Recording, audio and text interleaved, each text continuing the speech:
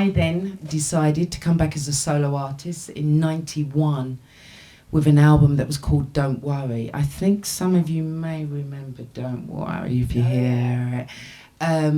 I came back with Don't Worry, which for me was an album in the legacy of my sister, to be honest with you, because when she was ill, we continued writing. We set up this little 8-track studio in a bedroom where I was living at the time, and we really started to experiment with the music.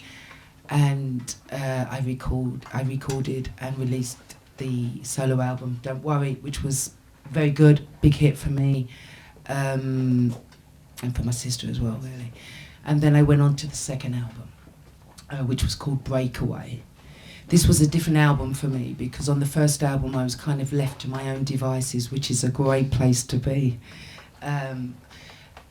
Because the record company, I think, in a sense, didn't believe that Kim Appleby, without Mel and Kim as such, was going to be received well. But of course, it was received well. So by the second album, the record companies were all over it. I had 5 different producers. The dynamics had changed. I wasn't enjoying the album.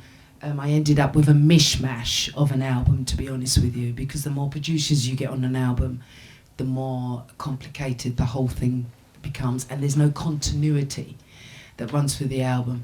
So after Breakaway for me, and travelling a lot, I found it quite lonely without my sister. I'd kind of anticipated that part, and I decided that I didn't want to be a pop star anymore. But that's not easy when you're signed to a big label, EMI. My A&R had changed. My champion had gone, basically. A new A&R man came in, didn't quite understand my direction. It was a very unhappy time for me, to be honest with you. But I finished the album, we released it. It wasn't a disaster, but it wasn't Don't Worry.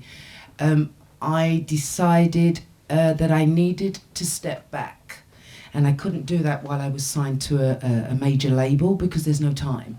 It just has to keep going like this. They were spending a lot of money. I wasn't enjoying it anymore. So I was lucky enough that I had a great relationship with the then MD of EMI. And I went to him and I said to him, listen, you guys are spending a lot of money. I'm not enjoying this anymore. Let me go.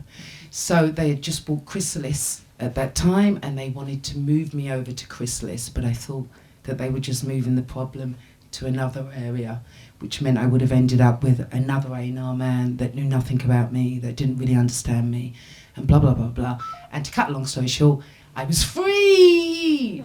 So I decided to take time out because I needed to get back to me as an artist. I needed to know what kind of music I wanted to record, what was my sound, where I was going.